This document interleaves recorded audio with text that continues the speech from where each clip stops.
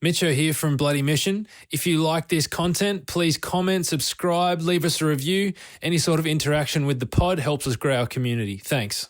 Well, it's an honour to have a young fella here by the name of Lleyton Edwards join us today on the pod.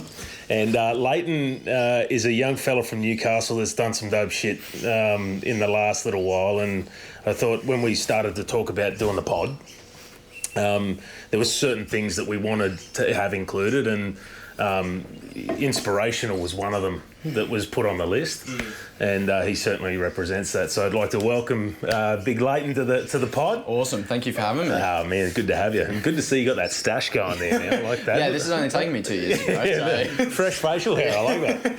I like it. And so, mate, tell the people. Give us a little rap as to who Lleyton is, what he does, where he's from. Yep. And let the people, buddy, know. Well, I'm 22 years old. I'm living in Newcastle right now as a landscaping apprentice. I just finished my first year officially on Thursday. Good man. And originally born in the UK. Yep. Moved from a little town in Eastbourne, in England called Eastbourne. From there to Dubbo, straight to Dubbo in New South Wales. There's a few questions I want to ask you about that, but go on. And then, that was back in 2015. I was 12 when I moved, and then moved up to Newcastle for university. Wasn't for me. Yeah. Left that behind, and then started my apprenticeship last year. Mate. And that's pretty much me as a person. And then this year I took on one of the biggest challenges of my life. Yeah. And decided to run 1,000 kilometres over 20 days. Do you want to just say that again, mate? Do you want to just say that again? 1,000 kilometres over 20 days for the Leukaemia Foundation. And man, I obviously we want to ask a heap about that and your journey. Yeah.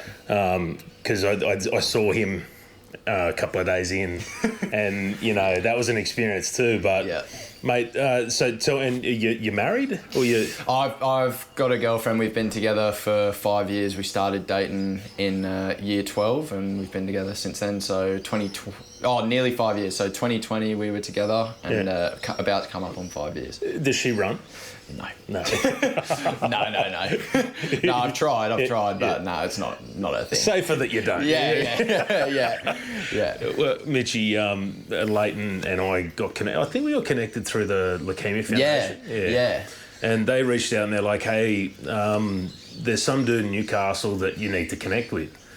And I'm like, all good, and I work up that way. So it was like, maybe I can, jag up and, catch him for whatever's going on. Yeah. And they were telling me he wants to do this 1,000 Ks over 20 days, so 50 kilometres a day.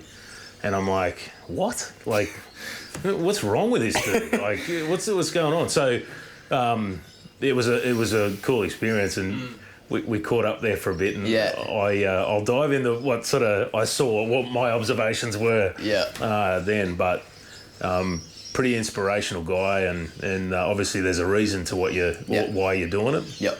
But tell the people, mate, why Dubbo? So my dad's originally from Australia, and big in tennis, like throughout his whole life, big tennis coach, tennis player, massive. I think it was his early 20s, he decided to leave Australia. I think he was living in the Sydney area, left Australia and travelled Europe just coaching tennis in different spots all over Europe. And went to England for a bit and was coaching around there. And he was living in the town Eastbourne, which is where my mum's from. Yeah. And at the time she had my brother Zach. Yeah. And she was getting him into tennis and he was coaching at the club. And one day, Mum wasn't happy about something that was happening in Zach's classes, and my dad was the head coach at the time, so she went into that office to go off her Excuse me? Yeah, to go off her nut, go off her nut at him, did that, and he ended the conversation with like, do you want to go get a drink? That's awesome. And then, they just, they obviously worked out well, and he ended up staying there for like 18 years. Yeah, wow. It was meant to be like a couple of years in England and ended up being 18 years and pretty crazy. And then when 2015 hit, like my mum, like I said, grew up there in Eastbourne. She was just ready for a change. My dad was ready to come home to his family. Yeah. And he was looking at jobs for tennis coaching, and Dubbo came up, and he was like, never been there, never even heard of Dubbo. Let's do it. Went from a coastal town in England to a remote country town in central west New South Wales. Oh, man. And, mate, so thankful it happened. Yeah. So thankful it happened. Like, so glad we, like, love England, like, always a part of me, but best move ever. I moved there at the start of year 7, and so I did year 7 there and went right through high school. Yeah. Finished high school, did a gap year, worked for my dad as a tennis coach, got heavily on the piss. Yeah. Heavily on the piss, like didn't really know what I was doing, like, you know, which is fine. I had no real goals, no aspirations. I was just working for the weekend, really. I'd get paid at the end of the week, and I'd be straight at the pub on the Friday and Saturday night, and that was it. That was my life. Was just for that whole first half of the year of 2021 was just working and drinking. Yeah, wow. I went from being 80 kilos at the start of 2021 to being 100. Yeah, well. By like May or something, just from beers and just eating shit. Yeah. Just not taking care of myself, really, eh? Yeah. And then lockdown hit, and it got worse because I wasn't working. Yeah. And I was on Centrelink money, so I was getting paid to do nothing. And the mental state wasn't there. Like, I was really depressed and just drinking every day, every day, going through at least 2 6-packs a day. Yeah, wow. Drinking just at the house because you couldn't go anywhere apart from exercising, and I wasn't exercising. Yeah, so. you went into running. No, not at all. And then, I just one day was like, this is out of hand. Like, this is ridiculous. I need to do something. So I was like, let's go for a run. Yeah. Go run 3Ks and we'll see how we go. I stopped, I think, 3 times that whole run. Like, so I bet you I can guess how that. Terrible, terrible. But that was probably the first time it lit a fire in me. I was like, nah, if I can't run 3Ks without stopping, there's something wrong. Yeah. So, and then started getting more into running, and just did it to lose weight at first. And then 2022 rolled around, moved to university again, became slack, put on weight again, drinking all the time, studying, drinking. And then last year was the year it really kicked into gear, where I was like, nah, something's got to happen here. It's a crazy thing, because it's like, people who do what we're about to talk about and what you did. Yeah.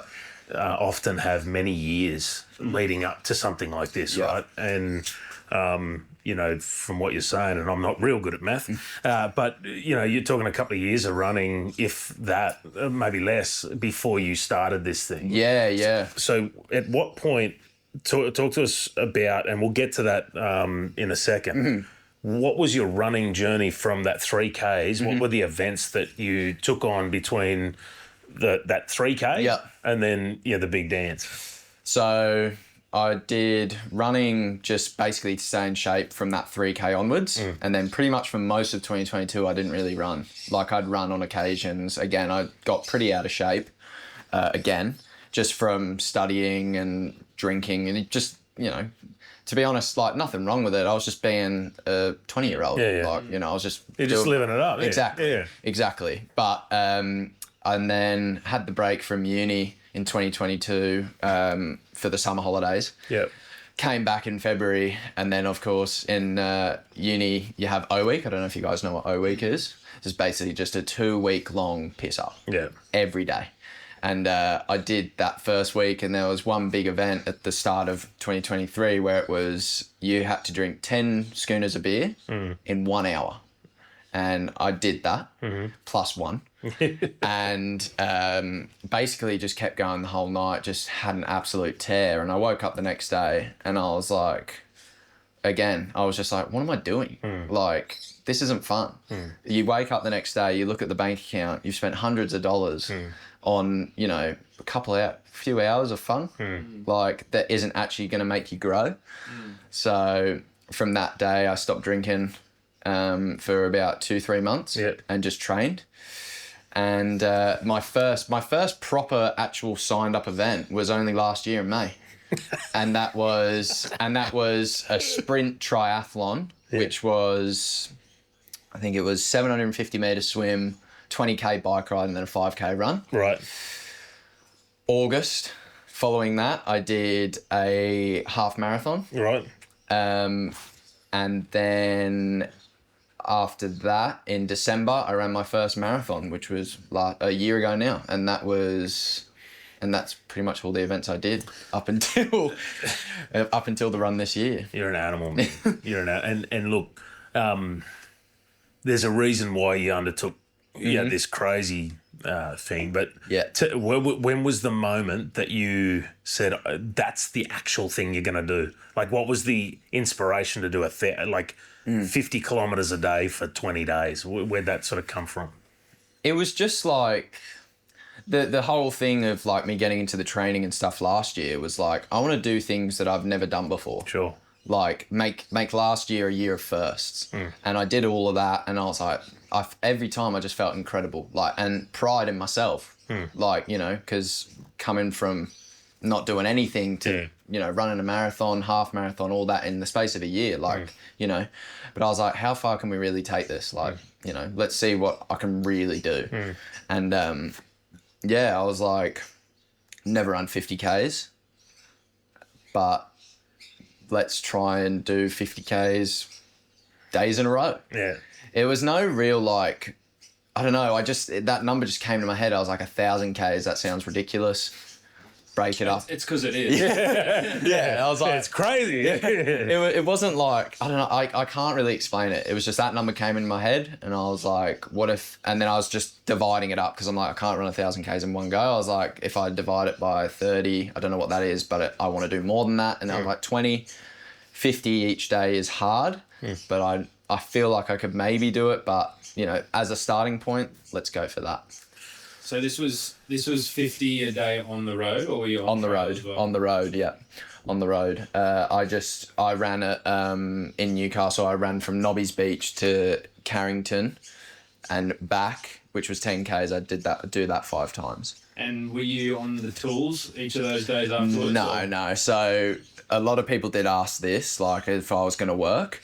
I feel like I could have, but I feel for me, I've got a lot more respect for the boys that I work with and my boss, in the sense of I could show up to work and I can be there, but I'm not going to be very helpful. Yeah, I like that point of view, man. I could show up and get the paycheck. Yeah. But that's not very respectful to the boys who are showing up and working their ass off for their money, you know. I'd rather, you know, let them know that I'm going to be doing this thing, and they can keep working without getting frustrated with me, because, you know, doing landscaping, it's not exactly a job where you can just sit back. You have to... It's physical. It's very physical, especially as an apprentice. I get most of the grunt work as well. I did one day of landscaping last weekend, and I was wrecked the entire week. Exactly. His exact words to me were like, I am not farm fit at all. Like, he's got sore hands, and I get it. Like, one day I'm like drinking the coffee, my hands are just like, you know. How you doing, mate? Oh, look, it's a hat off to, you know,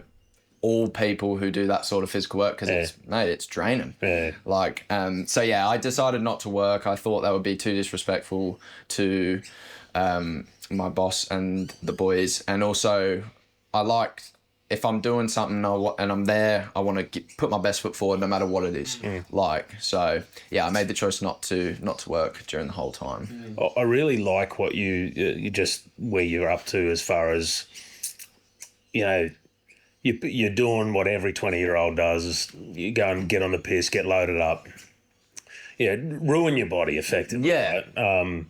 And you're like, actually, I just want to be better. And Yeah. I love, like, some people don't get that for like a really long time, you know? Yeah. And it was probably an unpopular thing for you to make a call that goes, actually, I'm not going to drink for 3 months, right? In that environment. Oh, it was, man. Yeah. It was. I was living on the campus at the time, and people wouldn't talk to me really anymore because they'd always invite me out, but I was like, I just don't want to come. Yeah. Like, and I think, which is fair enough to a lot of people, it probably looked as if I maybe thought I was better than them. Yeah, right. But that's not how I look at it. It's more me just focusing on myself and just trying to be the best version that I can be. I'm not worried about anyone else.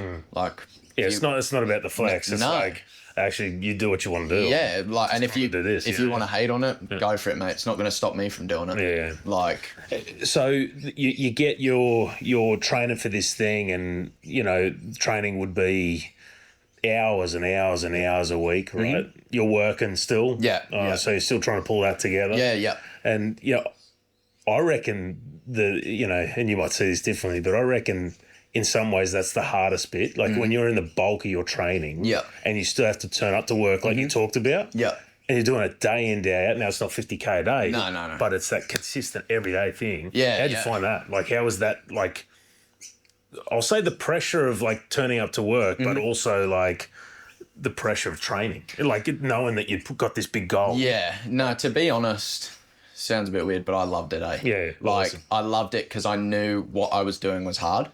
Like, there was no easy way out. Like, I would, like you say, I'd go to work. I'd be on the tools from 7:30 to at least 3:30 every day, and then go home. I work normally about an hour away from home every day. Yeah. Hour home, 4:30, get home, eat, shoes on, out the door by 5:30. And like you say, I'm out, like, towards the end, the back end of the training, I was out there running for 3 hours at a time. Yeah.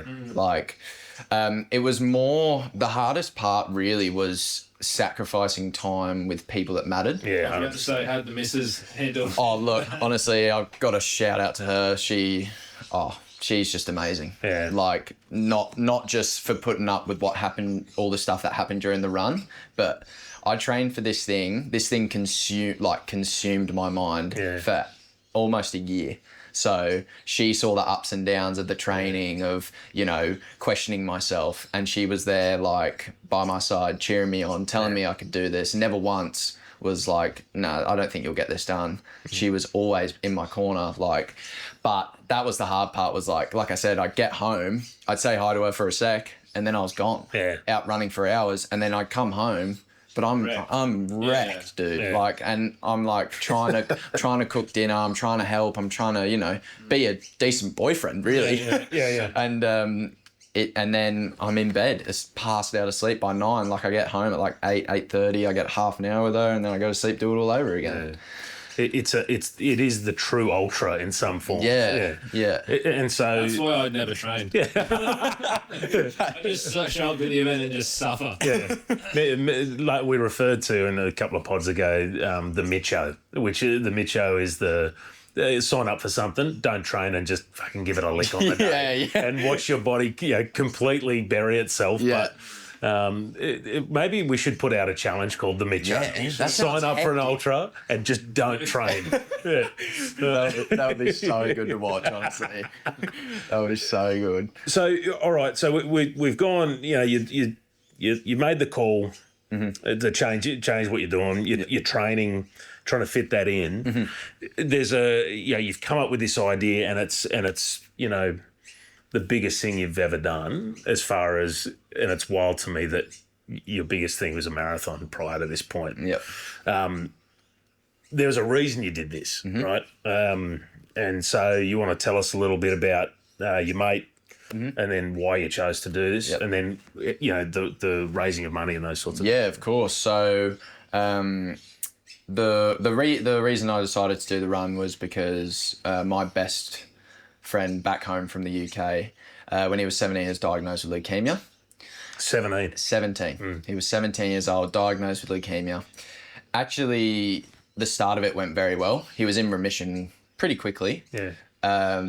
It was when he was having surgery to help with the leukemia, that's when it went wrong. He had a bone marrow transplant, and there were complications with that, which led to him getting diagnosed with GVHD, which I'm not, like, I don't want to, say I know exactly what it is, but it's basically limits the way, how much he can breathe. He's only got a certain percentage of function in his lungs. I think it's like under 50%. Wow. Something crazy. And that's a part of the transplant not working. Yeah.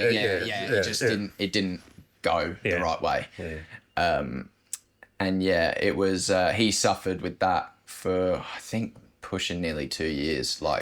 So he battled the cancer and smashed it. And it was, funnily enough, it was the treatment that got him. And it's just, unfortunately, the luck of the draw. Yeah, but bone marrow, and, I'm reasonably new into all of the deepness of this. Yeah. But it's, you got to get a match, and then the match has got to stick, right? And for it to be able to stick is still, it can end up like your mate, which is the worst case. Yeah. But it's hard. It's not an easy, straightforward thing. No. It doesn't mean it's going to work, I guess is what I'm saying. Yeah, so, exactly. And he's your childhood mate, eh? Oh, yeah. Mate, our parents were friends before we were even born. Yeah, wow.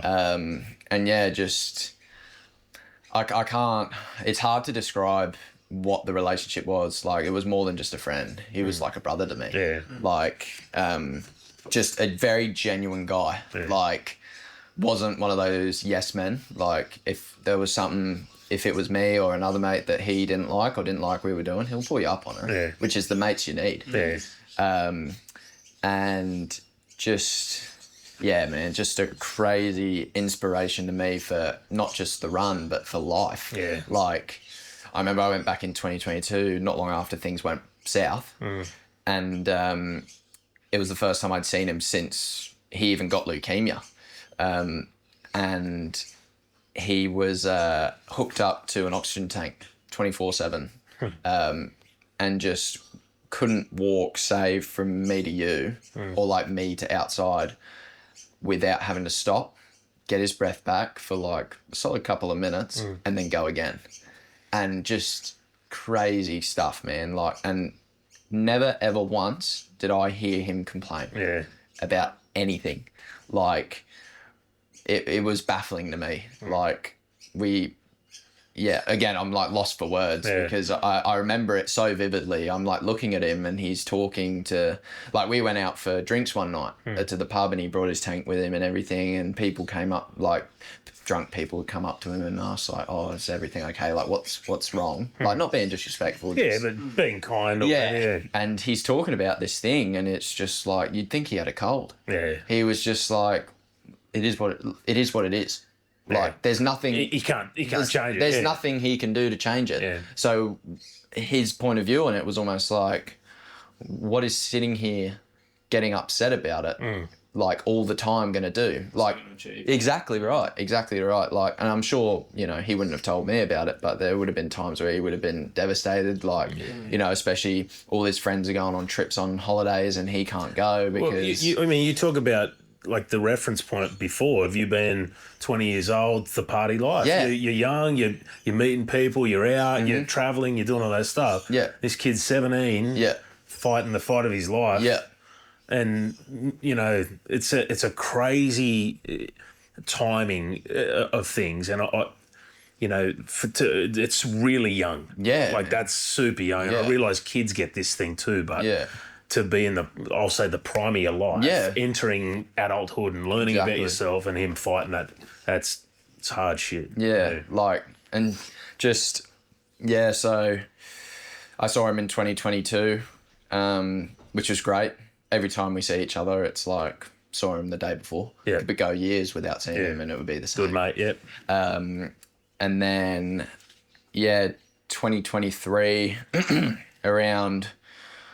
early August, end of July, I got a text from his longtime girlfriend saying that he was going into a clinical section of the hospital because things were not looking good.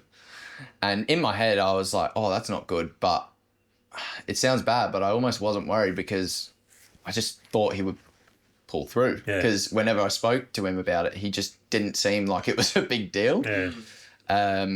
But unfortunately, couple hours after getting that text, I was waking up to go to the gym. It was about 4 a.m. I was going to the gym and woke up to a text, unfortunately, that he'd passed away in his sleep. And yeah, man, at that point I couldn't believe it. I was like out in a car park walking to my car, and I just read my phone. Doesn't feel real. Nah, for that split second, I thought it was a joke.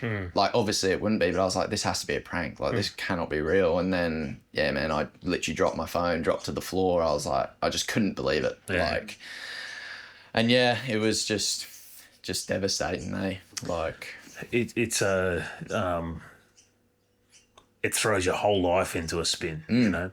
And, you know, I can't imagine losing your best mate like that from such a young age, but it's wonderful to see that you've taken on the energy of that, and it'll be good and bad energy, right? Yeah. But you're going to do something with it, right? Yeah, 100%.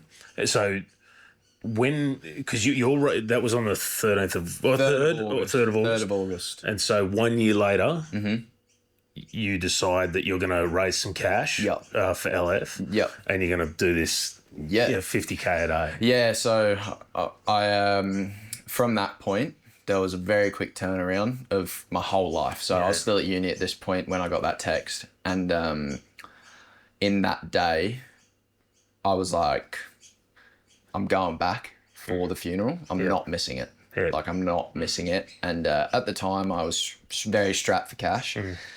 And my parents, God love them, they were like, we'll do whatever it takes to get you over there. So in the space of like 2 weeks, I moved out of uni, deferred my degree, moved in with my parents, booked a flight to the UK, and within those like 2 to 4 weeks, I was on a plane back to the UK for the funeral. Yeah. And within that like 4 week period, like buffer period, it was very hard to navigate. I definitely took a back step for a bit, back and just relying on like different things to cope with my negative emotions, which weren't positive. But again, I just quickly realised this is not what he would want me to be doing right now. Yeah, well, from what you said, he'd be going, the fuck you doing? Get Your head in. Get on with it. Yeah. Like, you know. And I was really enjoying my running at this point. Yeah. And a big inspiration of mine is Ned Brockman. Yeah. I love everything that he's done and everything he stands for. So I was like, that's when the clock started to tick about how can I do something in his honour? Yeah. Like, show what he stood for. Yeah. And then, within those 4 weeks, I was like, I'm going to run 1,000 Ks in 20 days. And that's where, and then from then, obviously, there were moments where I'd get sad about, losing my mate, but I was like, this is it. This is had a reason. We've got to focus. Like, laser in. Let's get this done. How are we going to get it done? And from there, that was the focus. Yeah. Like, like I said, it became an obsession at one point. How good is that? Literally an obsession. All I could think about when I go to bed was that. Yeah. When I when I woke up in the morning, that's all I thought about. Yeah. So I'd be curious to know, like, I know when Callan finished his run, and I felt it too, there was this almost sense of loss around finishing this amazing project. Yeah. I described the run and being a part of it as being intoxicating. Yeah. That I got to the end and I was just like, I don't want to go back to real normal life. There's not this big goal that we're pushing through, and I can't imagine what you both must feel actually having run the thing. Yeah. I was only on, logistics and on the camera. Post that, where's your headspace been at?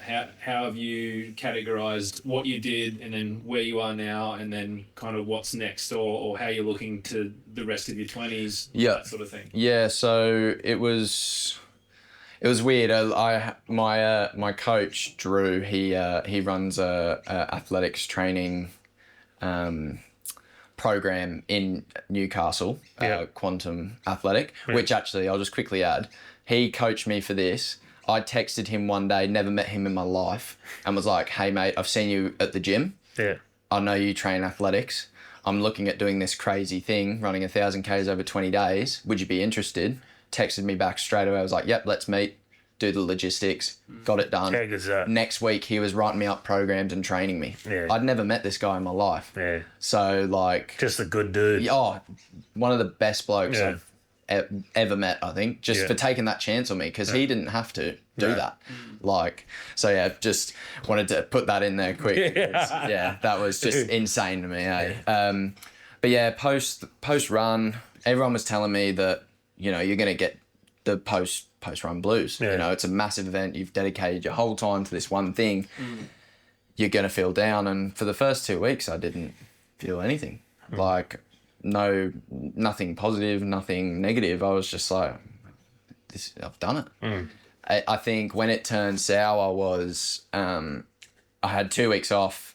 I had 2 days off from the run, and I was itching to get back in the gym. I was like, I want to get training. Like, what's next? Like, what is next? But my coach was like, nah, enjoy 2 weeks off. We'll get you in the gym and just start rebuilding. I went back to the gym after 2 weeks, and everything was hurting, eh? Like, and I just felt... No idea why. But I think I had it in my head. I was just like, you're going to be fine. I'm good. Yeah, like, I'm going to be fine, which, like... I've spoken to someone before, and they said you almost need to be a bit delusional with things like this. You need that bit of delusion, because otherwise more things are going to stop you from doing it than not. More reasons. Exactly. Yeah. But yeah, and then I went into that gym. I could barely lift up weights, honestly, like 5 kilo dumbbells. I was struggling to lift. Like, it was just, my body was frail. And that's when it went down. I was like, fuck, dude, like, how am I going to get back to where... Is this going to be Is this it? Yeah. Like, is this it? You know? And because in my head, I've got so many things I want to do, like things bigger than what I've just done. Yeah. Like, I want to go further. I want to go longer. Yeah. And I was like, fuck, am I ever going to be able to do it? So yeah, it was pretty hard to navigate through that. Something I've never experienced in my life. So I like to try and quickly find solutions to these problems. I don't want to dwell on these things for too long, because that's when it goes wrong. So I was still 3 days after the run, I was back at work, and I was working. Jeez, you must have been bloody tired. Yeah, man, it was rough. That deep tired after this stuff is just, I don't know how to explain it other than you feel like you've slept like for 1 hour a night for the last 3 weeks. You're just so some nights tired. that happened. Yeah, 100%. Some nights that happened, but it was just like, like you say, my body just felt heavy. Just everything was just heavy as anything. And I was only a little frail thing. I lost like 5 kilos from the run. I went down to like 75, which is like the lightest I've been since I was like 15, 14. But I was like, right, you can't train. You're at work. What can you do at work? Work hard. So I had a chat with my boss. I was pretty much just doing standard days at the time, just 38 hours a week. I was like, I want to work bigger days. Like, I want to work longer. I want to do overtime. I want to work weekends. Like, and he was like, righto, we'll do it. Let's do it, yeah. And pretty much since then, I was just pushing 50-hour weeks every week, just on the tools, working. Was this a way for you? You thought, if I just extend myself at work, that might give me that base back. Exactly right. And it was more a mental thing. Like, I think the thing I figured out was, like, the thing I was craving was the discomfort, you know, of, like, you know, doing something a bit extra that I don't have to do, like, and, you know, just working those 2 extra hours when I could be home. I don't have to work the extra hours, but do it because you can do it. Like, I want to just come back on something.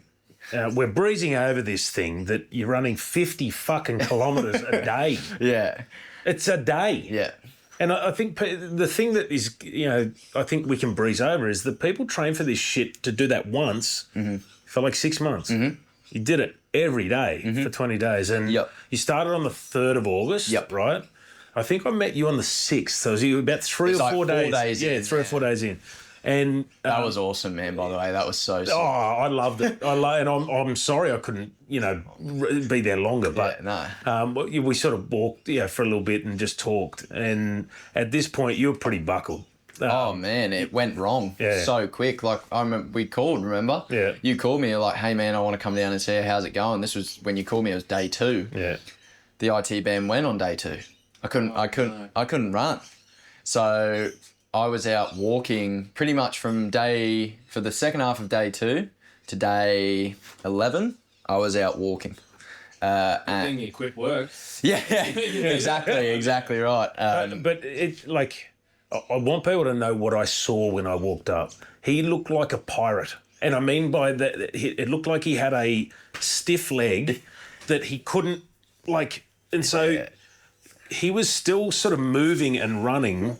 And when you hear people say, oh, he was walking, you think, oh, I was just walking like we would all walk in the supermarket. Mate, this guy was suffering like a dog, like a dog. Yeah. And his leg wasn't moving or anything. And, like, I don't know. Like, I left there going, you're obviously hard as nails. And I'm going, I don't know how he's going to fucking do that. Yeah. Like, I don't know how his body is going to get through another 17, 16 days of this. Yeah. How? Yeah. Like, but you know what? You showed up every day, you know, and I'm not on social media, but I did get or was able to see your updates every day. Yeah. And some were like, mate, I'm feeling juicy as hell. And some were like, this is fucked. I fucking hate this, like whatever. Yeah. Talk to me about the like roller coaster of emotions you feel from, all juicy day 1, let's fucking get it, to like day 2, my band's gone, to day 6 where I'm like, is this ever going to end? Yeah. Like, talk us through that, like, range of emotions that you're feeling, not even on just the one day, because you'll get it on the day, right? But over that couple of weeks, you know? Yeah, so day 1, like you say, I'm buzzing, I'm like, I can't wait for this. Like, 8 months of torture to put myself through some more torture. Yeah. But day 1 went perfect. Not a single problem. Day 2, I was basically looking at breaking it up each day. So for 4 days, I'd do 30 in the morning, 20 in the afternoon, and then every 5th day, I'd try and do a full 50. That was the plan before we'd started. That went wrong very quick. I did the 30-20 on day 1, did the 30 day 2. Last 5K of the 30, something just went wrong in my leg. Just so very wrong. And I was like, oh, that'll fix up by the Arvo. I come down to do the Arvo run. I'm barely, like you say, walking. I can barely move on it. Shout out to my dad for this. He came out and walked with me in the rain for 4 hours. I love it. Thanks, Dad. And just like, you know, he's not an unhealthy guy, but he's not in the best shape. And he walked out there with me in the pouring down rain for 4 hours. That's awesome, man. At the end of that day, that was horrible. I cried my eyes out. I was like, all this hard work for the second day for it to go so wrong. Talk us through some of the, like, I can only assume that all that was there for you is I'm a complete failure. Literally. Yeah. I was just like, it was just, I can't even describe it. It's just like, I can't believe this has happened. Like, I cannot believe, like, day 5, fair enough. Second day, hadn't even finished the second day. Yeah, dude. And it's just gone so wrong, dude. And I remember my dad was there. I finished the walk and I was in so much pain, and I would just cry. I don't think I've cried like that in front of my dad ever. Just bawled my eyes out, had my head in his shoulder, just crying. I was like, fuck, like how am I going to do this? And he was like, well, mate, you're just going to have to walk. You know, like, you're going to have to walk. So day 3, walked it all. Day 4, walked it all. Day 5. So sorry, how long were you when you were purely just walking? What were the hours on the feet? So for the 50K, it would take me up to nearly 9 hours of walking. Wow. Walking, yeah. So I'd start at about 7, walk for as long as I could until it was unbearable, take about a 2-hour rest, go out and finish whatever I had left. But day 5 was a terrible day. I woke up not interested at all. It was like, just, I knew I had to walk 50Ks and I was not looking forward to it. And I was walking slow, dude. Like, that day you saw me was like that times 10. Like I couldn't even, I could barely lift the leg. And that's when I was like, right, we need to do something here because this is just a problem. Like I can't just keep doing this. So we made the call at the end of day 5. My physio managed to book us a cortisone injection. I chatted with everyone on my team, my physio, my recovery specialist, my coach, my parents. I even called you, actually, I think. Jeez, you must have been desperate. You're calling me. I called you and I was like, look, we're going to take 2 days off. Yeah. We're going to take 2 days off. We're going to do this injection. We're going to just, at least then, we've tried everything, you know? And I was like, we'll make up the Ks that we missed. So yeah, had the injection the next day after day 5, had the next day off, and then we were back on Saturday moving again. But so it's gone from 50 Ks to 58. And bearing in mind, right, I'd never run 58 Ks even in training for this. So the first time I did 58 Ks was the first time ever that I'd done it. So yeah, but even then after the injection, it takes a few days for cortisone to kick in, and you're meant to rest. I couldn't do that. Did you say, yes, I will be resting? Yes. Yeah. No. Are you getting any advice from your specialists saying, mate, maybe this isn't the time, like maybe this isn't the rest, like you'll get it next time? Like, Nah. They knew I wasn't going to stop. Okay. They'd been on my team pretty much for the most of the training. And yeah, they knew I wasn't going to stop, which was awesome because we were just constantly trying to find solutions to problems instead of just going, oh, maybe that's it, you know, which is great because there were so many times that in my head I wanted it to be over. Like I was never going to stop, but I wanted it to be over. I was like, this is just getting too much. But yeah, so I just kept walking from day 7 through to day 11. And then day 11, I woke up angry. I was like so angry. I was like, oh, fuck's sake, like I'm walking. Like this is shit. I was like, I'm not walking. Today I'm not walking. I don't care how much it hurts. I don't care if my leg falls off. I'm just not walking another step. I literally looked in the mirror. I was like, I'm fucking running today. Yeah. I'm running today. Yeah. So yeah, I did that day. I ran, and it was painful and not great. Like every kilometer or so, or not even that. After a while, it was like every few hundred meters, my leg would seize up and lock out at just stiff as a board. And I'd literally do this thing where I'd have to hop and shake my leg out, stamp it on the ground, and it would kind of flex again. But then that would happen every 100 meters. And I was running down Newcastle Wharf, letting out screams of pain like every 100 meters. Like everyone's like, what's going on with that dude? Like I would run and then it would seize up and I go and then just have people turning their heads like, what is going on? Yeah. And that was me for like a few days. Yeah, and then it just started to adjust basically. Like the body's hectic. Yeah. How it sort of like it fights it. Yeah. And then it's like, okay, well, this is the new norm. Yeah. You know, whatever. Yeah. And then it just somehow managed to become not easier. Like it was still hard, but my body, like you say, just adjusted. Yeah. It was like, well, I'm not going to fight it because you're obviously going to keep pushing it. Yeah. So I'm just going to have to try and work with you here to get this done. And because part of this was you want to raise some cash, right? And when you're in those moments like day 11, day 12, when you woke up angry, like you sort of get this thing. It's like people are backing me in here, and I'm not sure if I can do this, right? You know, that's something I experienced, right? I don't know if I can fucking do this, and people are pouring cash in. Yeah.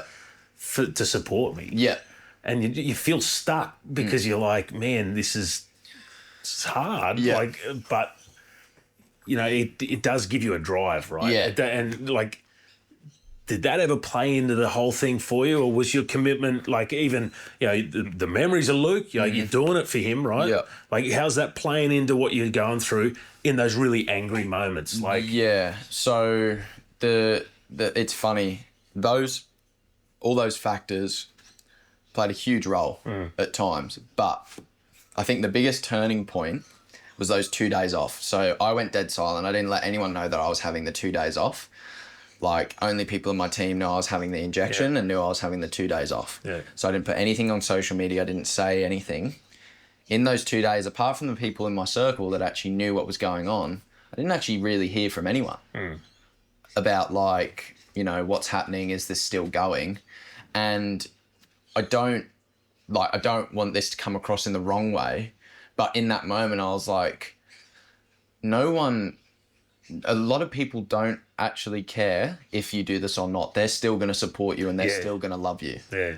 No one really minds what happens. So in that moment, I had to decide whether I was actually doing this for me to get this done. Yeah, I like that. Or if this was all just for the cameras, all for the money, all for this and that. And I was like, nah, man, like, I want to do this. Yeah. Like, I'm in this for me. Like, of course I'm doing it to raise the money, but like, I've got to want to do this. Yeah. Like, for myself. And that was probably the biggest motivation at that point. Yeah. Was like I'm going to do this. Yeah. I'm going to do this. Yeah. Not for anyone else, like, but for me. But then in the moments when that wasn't enough as well, like when you sent me that video from Kish, that was that was a big boost. Yeah. That was sick. So for those who don't know, Kish is another young fella who copped leukemia and has just gone into, I guess, cancer-free, right? Which is amazing. And he's had his own journey through all of this. But, we talked and you were suffering a bit. And I called Kish or texted him and said, listen, a buddy of mine's doing this thing. And he'd seen the Leukaemia Foundation post about it. He's like, oh, I've seen it, blah, blah, blah.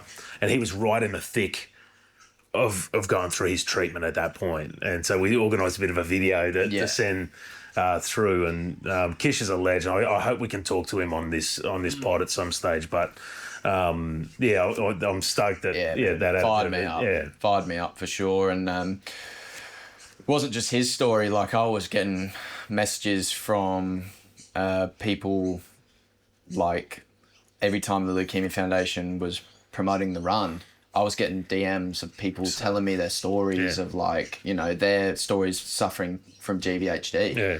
And I was just like, it just blew me away, like, you know, that, and again, just filled me with pride that I was making a bit of a difference.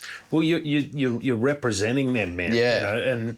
And sometimes that you're going through that shit, you feel like you're on your own. Yeah. And there's someone out there suffering, you know, for 20 days to try and put themselves to understand a little bit of what they're going through. Yeah. They sort of feel like someone cares, you know? And I think that's super cool and probably something you won't get the full impact of for many years. Yeah. You know, you just, as you think about that and fully understand what that means. But all right, so your day, 15 is what you said before? Yeah. You had your angry day, you've run the next day. Run the few days. 13, or the few days. Yeah. So 11, I ran. Pretty much, I ran from day 11 all the way to the end. Yeah, awesome. But it was just like, from after the first, it was just the whole back end was just torture. Just because, again, I'd never run 58 Ks ever before, like, not even in training. Like, in training, I ran 50 Ks and, you know, I did like a training one where I did 53 Ks, but I'd never done 58. Yeah. Like, and, you know, people can say, like, you know, it's only an extra 8 Ks, but once you've done 50 already, the last thing you want to do is add another bloody 8 Ks on at the end. And it's naive, really, because, like, most people that are commenting on that stuff couldn't run 8K. Yeah. You know, I mean, and it's not to be disrespectful, but sometimes the numbers... Yeah. But I get, I understand it. Like, in your head, it doesn't sound like much. It doesn't sound like, oh, you've already done 50, what's 8? But, like... It's a big difference. That's like another 40 to 50 minutes more of torture. Yeah. Like, so, and it was just, it was pretty rough. I think, I can't remember which day it was, but I think it was around 14, 15. I just couldn't look at knobbies anymore. Yeah. I couldn't do it. Like, I couldn't even look at it. So I've seen that bloody shot 100 times. I've seen that, you know. I know exactly. I could probably can't tell you the amount of steps it takes to get from... The specials board, buddy. Right. I know that on Wednesday night they're doing a scallop pasta or whatever. And it got to the point it was making me angry, like, because going past down there, that like boulevard sort of thing, there's cafes, bars. Yeah. There's all these people with a cold beer in their hand and having some lovely pizza, and I'm like, fuck you. Yeah. I'm out here busting my ass, like, and you're sitting there like complaining to Joe about how like your boss is asking for a deadline or something. Yeah. Like, and I was just like, nah, I can't go. So my mum was down with me on the weekend. She was she would come down every weekend and just cheer me on. Awesome. Like, just handing me food, drinks, just being there at my beck and call, like giving my missus a bit of a break, because she had a workload. Bro, she was studying uni, doing work placement, a job, and looking after me at the same time. Like, how? Yeah, saint. Bro. Like, I would have without her, I probably wouldn't have been able to do the run, because I wouldn't have been able to eat. Yeah, I wouldn't have been able to refuel. Like. And I wouldn't have been able to get up the stairs to my apartment because she had to carry me up. Like, she did 20 days of weight sessions. Mate, literally. She put an absolute shift in, dude. Like, just days, like, at the end of each day, I was pretty much helpless. Like, I couldn't walk up the stairs. She would have to help me get undressed, redressed, cook food, just all these different things. Like, just absolute legend. And then, so on that day, I was like, I can't look at knobbies anymore. Like, I need something different. So we went down to the local racetrack. Yeah. And I ran 30 Ks around that racetrack. You'd have loved it. Just something else. I did. Yeah. I really did. Like, it sucked running around in a circle for like 3 hours, but I was like, oh, it's just something different, eh? Like, and I also enjoyed the fact I was running around a track, just in circles for 30 Ks. Yeah. There's no one with beers and pizza on the side. Drinking coffees, to put your... Yeah. So, and then from there, I was like, I just wanted to give... my partner a break. So I went up to Tea Gardens and stayed with my mum for, I think it was 2 days. Yeah. And those were probably the easiest 2 days of the whole thing. Okay. Because all I had to do was run. And my mum said that to me. She was like, all I want you to focus on is running. I'll get your clothes washed, laid out, ready to go. Food will be ready when you walk through the door. I'll be at every stop that you need me to be while you're running to hand you food, drink. You don't need to carry anything. Just run. How good's mum? Thanks, Mum. Get the Ks done. Yeah. And it was around day 16 was my last day there, and she booked me a massage, which, by the way, this will shock you, I had never had a massage up until that point. Wow. Throughout the whole training process, never had a massage. Throughout the whole Game thing. changer. Yeah. Right. What was I doing? Yeah. Literally, it made the biggest difference. Like, I went there, it was just like a little Thai massage parlour. Yeah. And my mum just put me in for an hour.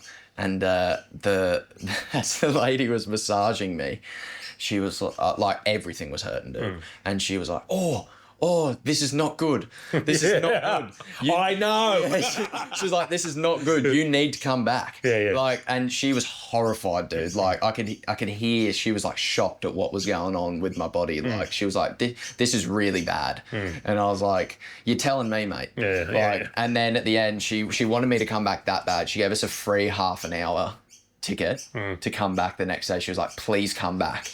Like, you need to come back. And for the last like 4 days, I booked massages right up until the end. But day 16, did the last day in Tea Gardens, and then it was 17, 18, 19 and 20 was back home at Nobby's. I was like, I want to be home and I want to pump this out and get this done. And again, wasn't smooth sailings, but last 4 days were we got it done. Like and this, I don't think at any point the last 20% of any ultra, let it be something amazing like you did, or someone trying their first 50, the last 20 is always going to be that last 20% is always super hard, right? Like, I think everyone's just trying to get through that last bit. So you like, talk to me about then. You finish day 19. Tomorrow you're finishing this whole thing. Like, are you still like, fuck, I still got to do 58, or you're like, nah, man, we're sailing this. Let's get it done. Yeah. I was in very good spirits. Yeah. The second last day, actually, day 19, was one of the hardest days as well, actually, to be fair, because I started the day and in like 10Ks, I started getting this immense pain like in my quad, like ridiculous pain, and it started to swell. Like I couldn't even really bend my knee properly, so I had to like adjust to a bit of like a little shuffle, and that was me for the rest of the day. But that day I was pretty motivated, so I managed to do 60Ks. Yeah, okay. Which I'd never done before, so I was like, it's the second last day, let's pump out 60. Let's give it a bit of juice. Yeah, let's... You are an overachiever. I was like, let's pump out 60. And yeah, with the 58 for the last few days, it worked out. What it was going to be was the last day was going to be 54. Yeah. Just, I think the math behind it worked out that it was going to be 54, but because I did that extra 2, it was not only, but 52 Ks on the last day. Yep. And we broke that up. I did 2 20s, an 8, and then just 4 Ks to bring it home. And yeah, it just... Starting that 4K must have felt good. Bro, I was in no pain. No pain at all. Like, we lined it up, so I was started at Carrington and I was going to finish at Nobby's. Yeah. Because obviously I was starting there every day. I was like, I have to finish at Nobby's. Like, it just has to happen.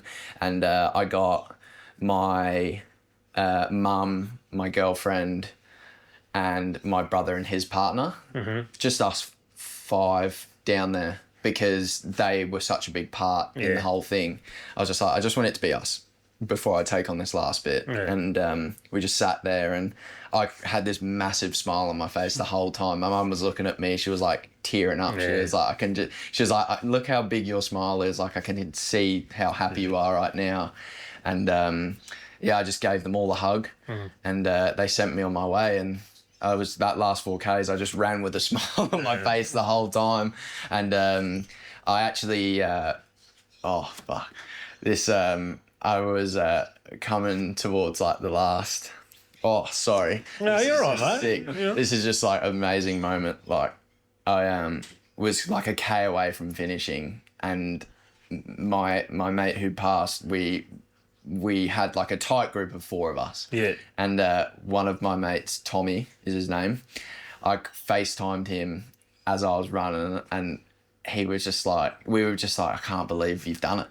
Like, I was like, I can't believe I'm about to do it. He's like, mate, I knew you were going to do it. Yeah, I knew you were going to do it. And I just started crying on the phone. He was crying. Like, it was just such an amazing moment. And and then when I got to Nobby's, that was insane as well. I just had my family there, like my mates, a few people I'd never met before there at the finish, just clapping me on and cheering me on. And when I got there, I just folded, Yeah. I just bent over and I was like, wow, like that's it. Done. Tick. Yeah. Done it. Yeah. It's an inspirational thing, mate, to be able to do back to back to back to back to back to back to back, and to be able to get to the end. And it's never a straight run. No. Ever. No. And I think, like you said it before, I like to navigate and how to work around things. Yeah. And I think, like, my observation of what I saw and then what I heard of your experience was you navigated through some stuff. You know? It's like, okay, fucking shit's happened. What am I going to do to get around that? And super cool, man. I think you raised about 14 grand. Yeah, 13.5 grand. Which is amazing. Like, and that's so useful, to those guys. But I think, and as you know, LF love the awareness of what you're doing, right? Yeah. Like, that's as much important, even maybe more so than the cash. The cash is super important. And so doing stuff for others and, representing, achieving shit for yourself, but helping others too is, I can only imagine would be part of the joy that you would experience. I've just achieved it. I'm doing something for my mate, and then helping other people with those DMs that are coming in or whatever. Super special experience. Yeah, man. Yeah. It was all just something I never thought I'd do. And then doing it and ticking it off was just incredible. And the money raised was incredible. Yeah, like the fact that, especially, the Leukaemia Foundation being so supportive of the whole thing. Yeah. and, you know, doing the promotion for the run, organising like interviews with newspapers and like radio stations. Old mate was on the bloody BBC in the UK. ABC or in the UK. Yeah, awesome. It's got Mr. International over here. Yeah, man. Mr. Worldwide. Yeah, Mr. Worldwide. Yeah, that's what I mean. Like the Leukaemia Foundation were amazing through the whole thing. Just constantly showed support, and it wasn't just like a text message here or there. I'd get a phone call, they'd check in, make sure everything's okay, ask if there's anything more they could do. And yeah, man, like when I hit the 10,000 mark, I was like, I aimed for 50. Yep.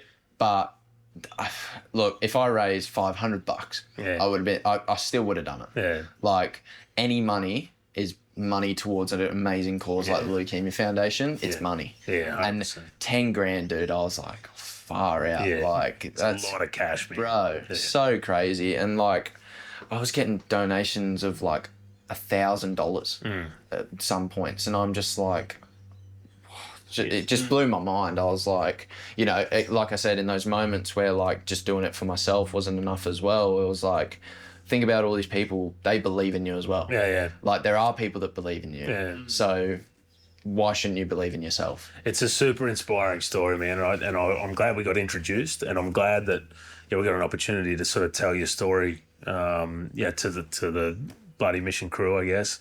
But you know, we've talked, and if you're not in a position to share what you're up to next, then that's fine. But you got some big plans. I do, over the coming years. Do you want to share some of those, or you? No. I'm all for it. I love putting it out there so that if it ever seems like I'm not doing something, people I remember that. Yeah. And mate, need to hold yourself accountable. I feel like, you know.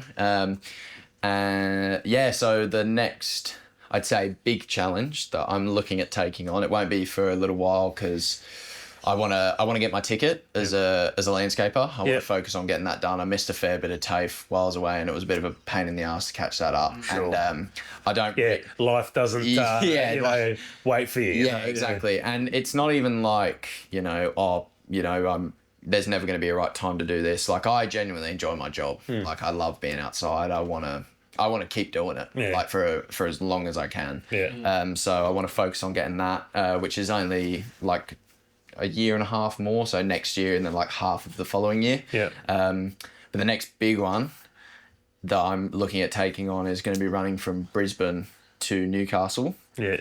In a 7-day period, which averages out to be 110 Ks each day for the 7 days. That's the next one that like gets me like revved up. Yeah. Why Brisbane, and why obviously Newcastle's home, but why Brisbane to Newcastle? Just there's so many people out there doing incredible things nowadays, you know, like, and I love the idea of doing the Oz Run. That's still something I think would be an amazing achievement, but it seems to be something that a lot of people are doing at the moment. And I was just kind of just thinking of things that could be completely different, that like I haven't heard of many people running from Brisbane to Newcastle a lot. Yeah. And I was like, imagine being able to say you can do it in a week. Yeah. Like, you know, it's a crazy feat, like, you know, 110 Ks a day. Like, again, I haven't run further than 60 Ks. Yeah. But the thing that I want to get out of this is like, I want to see how far I can go, like with this whole thing, you know, life's short. So, you know, give it a red hot crack while you can, because there's some people out there that would kill to be in your situation. For those who can't, baby. For those that can't. Yeah. Exactly right. Yeah. Exactly right. Can we tell the story of that? Is this the right bloke? Yeah, this is the guy. So, mate, do us a favour, flip your hat over and show it to the camera. So, for those who can't, is essentially the essence of Bloody Mission. And maybe you guys can tell the rest of the story about how you figured out what's written on this guy. I don't even really know how it come up, but we're talking about it, and you asking me about Bloody Mission, about what we're doing, and it's like, adventuring for those who can't, doing stuff for people that can't or whatever. And he's like, dude, like, check this out. But he whips his shirt up and across his ribs is for those who can't. Yeah. And it was a sick moment, but it's an ethos that I think we all should live by, and I don't mean it to be that we have to do it for someone that maybe is going through cancer, but you know what, like get after stuff, like have a good crack at things. Because there's people that wish they could, either financially can't, either, you know, are affected by disease or mental health or anything else, right, that they wish they could. Yeah. And I think what a fucking great ethos to live by, you know. And as you... I'll jump in because, like, Cal did the run, and then I said I was a part of the run, and I was super into it, just felt it was intoxicating. I was like, and it actually like legitimately changed my life. I came away from it being like, why am I so sad that this thing's over? And I came up with a new philosophy, which was like the underpinning of the whole film. Yeah. And at the very end of the film, there's like a poem that's read and it says, I must adventure for those who can't. Yeah. So that's like, for those who can't was something that came out of my experience of being a part of this. And then to have Cal text through this bloke that he met who had that, I was just like, dude, this is like I felt like that epiphany for me was so important. Yeah. And to hear that some guy I've never met had the, like, I was stoked. Yeah. That was so cool. I'll tell you what, that first, I called you after we met for the first time.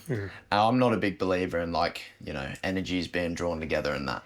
But when we went on that walk, there wasn't a breath of silence. Yeah. When we're yakking, we're talking shit the whole time as if we were just old war buddies or something. Like, and you guys are. Yeah. But I was just I remember I called him, I don't know if it was the day after or whatever, but I was like, mate, I just got to say I've never connected with someone so quickly in such a just short amount of time. Like it was just amazing to me. Like, and I knew there was something there. Like I think when you got a common interest in running, you know, and then a common interest for the why, is a natural fit, right? But besides the fact you're a good fella, like you know, it was really cool to meet someone that had the same sort of, you know, drive and energy towards doing stuff, and that's been one of the most special things about like what we started out doing is just meeting people that are like-minded, and you know, some people, like for them,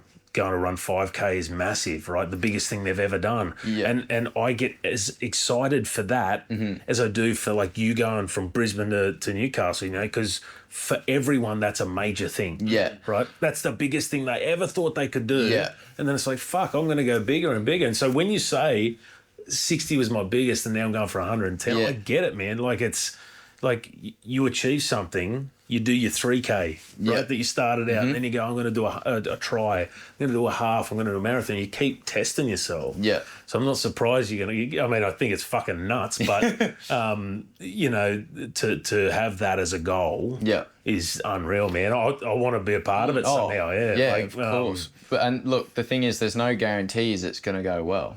And you know, it won't go exactly. Well. You know, like I think you have to. It won't go well, you know. But like what I mean is like there's no guarantees that I'm gonna finish, but I'd rather give it a crack, fail at it, but I've given it a go. Imagine sitting there. This is the whole thing. This is where it came from. Especially when Luke passed away, I was like, I want to be able to look back when I'm 40 or older, and just be like, I'm proud of the choices I made. The things I chose to do. Like, imagine getting to that point and you're like, oh, God, I could have been great. I could have been so good if I did this, if I made this choice, if I went this way. That is just, that would suck, dude. Like, I like what you said, and it's something that we often talk about is like aiming for greatness. It's like, that doesn't mean you have to be, you know, Usain Bolt or that new gout dude that's running, 10-second hundreds. That Queensland. I saw that. That was dude, crazy. what the heck? But you don't have to be that. But aim to be great for you. And that's something that, you know, you certainly called out, Mitch, in your film. But it's like, doesn't matter what that is for you. Go and get it. Go and bloody give it a rattle. You know? And I actually have a bit of a question for both of you. Is like, I was thinking about it on the way up here, is like, you say, you know, some people have never done a 5K. That 5K could be the biggest thing of their life. Do you potentially feel like with social media and that, it can be such a good thing, you know, celebrating these people that are doing these crazy runs is important. Yeah. Those feats are insane. But do you think there's almost a negative side to it of like, because that's up there and it's put up there as it should be on its pedestal, it almost prevents people from taking that leap of going to running and posting about, say, you know, them doing that 5K because they're like, oh, it doesn't actually mean anything. Yeah. Like, I think that I think social media at a headline level, this is coming from someone that's largely off it. Yeah. Right? I'm on LinkedIn for a work side of thing. But yeah. I think it can be amazing. Yeah. And we all know that people post the best shit of themselves. Yeah. Right? You know, on LinkedIn, it's like, oh, you know, I've just jagged this new job and I'm bloody king shit. Yeah, like, it's not that, but that's what it is. I get what you're saying, yeah. But I definitely think it holds people back from either trying it or telling people about it, for sure. Yeah. I think that the other side of it is that the people that are doing this stuff, like yourself, who's doing crazy stuff, to be able to tell people, hey, it doesn't matter whether you're running 2K or you're running 200 Ks, or you're running for 20 days. Yeah. You know, like everyone has their own journey. Yeah. You know? Well, that was one of the main goals of the whole run was I wanted to get people moving. Like, you know, no one actually has to do anything. No one has to go out and run. No. But if you can do it, why not just go and do it? Yeah. Why not give it a crack? Yeah. You might not, you know, enjoy it or like be successful at it, but how are you going to know if you don't do it? Yeah. Like a prime example, this was probably one of my favorite moments of the run, was my brother. He was coming down every weekend as well. See. Not a runner at all. Like athletic as anything. Like he's like 6'4", like unit of a bloke, like really like just an athlete, but not a runner. Yeah. Never run more than 5K in his life. One day he came down, he's like, I'm going to run 10Ks with you today. And he did it. Yeah, that's awesome. Never done it. And he would have been like, fuck. Yeah, well, I was like that. Yeah. Like, I was proud of him. And I was like, he's come and done that with me. Like, and that's a moment as brothers that I'll never forget. Yeah, because, huge. like, and it may not be as significant for him, but for me, I was like, he's never run, like, more than 5, and he's just done that. And, like, the fact that I almost pushed him in a way without even trying, like you say, I'm never going to know the impact I have on people. No. Like the fact that that's what drove him to do it was like, man, it was so huge. Sick. Like, even the whole idea of people pushing themselves further than they're capable of is, we did this vertical 5K challenge, right? Yeah. And one of the dudes, Shooter, who's a great fella from Canberra, we showed our movie at his pub, and just one of the greatest humans you ever meet in your life. Yeah. He's fit dude, right? Yeah. He works out and he runs a bit and whatever. And I think the furthest he's run is either maybe a half marathon or maybe 30 Ks, right? And he comes and does like 60 kilometres and vertically 5K, right?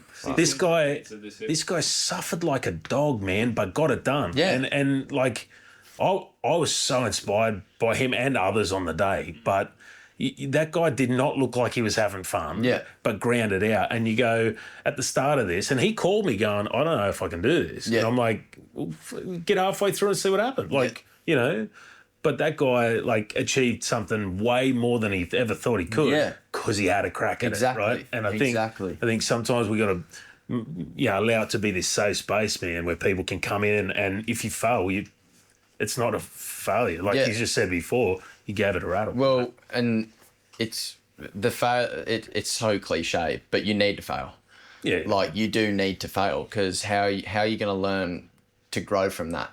I failed in the run, because, like, in the sense of, I didn't run the whole time. Like, you could say it's not a failure, but do you get what I'm trying to say? Is like, it didn't go as planned. Exactly right. Exactly. Like, so, but you learn from that and you grow from it. Like, you know, I knew I couldn't run. So what am I going to do? I'm going to walk, you know? And if I couldn't walk, what was I going to do? I was going to crawl. Yeah. Like, there's a solution to the issue. Yeah. It's just how you decide to push through that issue, sort of thing. Well, anyone can quit, man. Yeah. The easiest thing in the world is go, and you had every excuse to, right? and people doing ultras have every excuse to, right? The real challenge is, okay, well, pick yourself up and go again. And, you know, I loved, I found it interesting watching Brockman's run around the track, right? And that was amazing to watch. And and hearing or seeing the commentary of people going, was he walking? It's like, you fucking idiot. The guy's been running for fucking 7 days. Yeah, like he's trying to run, like, you can't possibly do that, you know. And so I think my point is, it's a bit naive. Yeah. You know, people look at it and go, oh, you know, you walked or whatever. Dude, until you've done anything like that, you'll never be judged by someone that's done the same shit as you. Do you know what I mean? Yeah. Like, it's always people that look at it and go, I don't understand that. Why is that? Yeah. And so fuck it, man. Don't listen to that shit. Like, well, I found a lot of peace in that whole run, in doing what I was doing. Like, you know, of course there's people out there doing things that are further than me and doing all that, but I'm not trying to beat them. No. I'm trying to beat 100%. my past self. Yeah. I'm trying to get to see how far I can go for me, like to see what I'm capable of. It's not about, you know, beating Ned Brockman's cross-country run or beating the record for a marathon. Yeah. It's not what it's about. It's about doing the best that you can do, because that's all you need to do. Yeah. Like, if you're constantly worrying about what everyone else is doing, you're doing it for the wrong reasons. Yeah, and I think back to your original question was, how does social media feel about that? I think a lot of people do that for social media, right? Yeah. And, you know, not necessarily for the right reasons. But, man, I'm so inspired by you and like what you achieved. And Likewise, I think, mate. well, thank you. And I think what's next for you with Brizzy to Newey is a whole nother journey. Yeah. And I think one that will test you, but one that, you know, we're going to, I don't know how, but we're going to be involved in that somehow. I'm super keen. But keep doing your thing, man. I really appreciate you coming on the pod. Telling your story, man. No, I appreciate you inviting me, but between now and then, I'm definitely looking at doing that last man standing. Oh, yeah. Yeah. This year it's going to be, for those out there that are listening, we've got this is probably the 4th year we've done a last man standing event. And last year was our biggest ever, which was sick. Yeah. And all the money goes to LF and that sort of stuff, which we're pumped about. What was the case for the winner? So typically these last minute standings are flat. Yeah. Right. This one ain't flat. This had about 6.7 kilometres is the loop, and this had about 160 metres of elevation. So it had enough to like really do it. The other thing that threw it out was it had pissed rain for like 2 weeks. Yep. So this thing was like a swimming race. Yep. Like it was brutal. Yeah. And so the winners did it in just over 100K, I think, which was Sarah Harvey, who's a local chick, and she does all that backyard stuff, whatever. She just ran 280 something at the last backyard. Like, she's an animal. Like, in fact, I'm on her podcast in a couple of days' time. But she came and she won it with her partner, Jeff. And she was like, man, this is the hardest thing I've ever done in my life. And like, she does some stuff, right? Yeah. Because it was a bit mountainous, because it was a bit muddy, whatever. This year we've got to change venues, but this year's going to be sick from the perspective of the guy whose property is a long-time mate of mine and Mitch's. Yeah. And he owns about 5 or 6 food trucks. Yeah. So we're going to have all these food trucks there, pizzas, burgers, wings, coffee, all this stuff set up with big bonfire. You start and finish at the bonfire. Yep. And then we're going to go up, and his property backs onto a bit of the state forest. Yep. So we're going to dive up there, up near Awaba. Yep. So it's going to be a lot of fun, man. No, that's sick, man. But this year, I reckon, last year we had 65 participants, I think. This year, I reckon we'll crack 100 this year. Well, I'm hoping to be one of them. Hell yeah, man. I can't wait to have you along. Sure, definitely. When you sent that to me, I was like, ooh. Save the date. Gave me a bit of a tingle, eh? I was like, I was like, oh, man. Like, because I was looking at maybe doing a marathon, just training to do a marathon for time in April, but I was like, nah, fuck that. This is something way more juicy than that. Well, it's the good thing is, it could go as long as you want it to, mate. Exactly. So, and there's a few people that are thirsty for it this year. Yeah. So, who's to know? But, mate, thank you. You made an effort to come here today to Cal's Bar and have a beer and tell us your story, and we're appreciative of it, man. And keep doing the stuff that you're doing, because like those people, and like you talked about in the DMs, you're making a difference, man. So keep it up. Nah, I appreciate you boys inviting me. Like, it's been an absolute honour and a pleasure to come here. So good on you, legend. Thanks, Cheers. mate. Stay juicy. Stay juicy. Stay juicy. Best we have another beer. Yeah, love that. Thank you, mate. That was bloody good. That was bloody awesome. You're a legend. Thank you. So good to hear the story, man. Because awesome. Very cool, man. Thanks, man. Hey, honestly, you are inspiring for many reasons, but to hear you talk about the shift that you had in just your life, going from doing what everyone else is doing at 20, you're only 22. Yeah, dude. I'm like, the guy is like fucking Mr. Miyagi, you know. no, but like it's just like I'm a school teacher as well, and it's just so good to see people who aren't just drifting through life. Yeah. And I'm not claiming that I'm some amazingly like focused person. Yeah. But it's just like what you guys have done. People donate and get behind it because they go, man, like that person is taking hold of life. Yeah. They're not just passively, going through it, and that's inspiring. And just have someone do that at 21, 22. Oh, it's huge. You're gonna have an incredible life. if you're learning this stuff now, like it's awesome. No, I appreciate that. Thank you.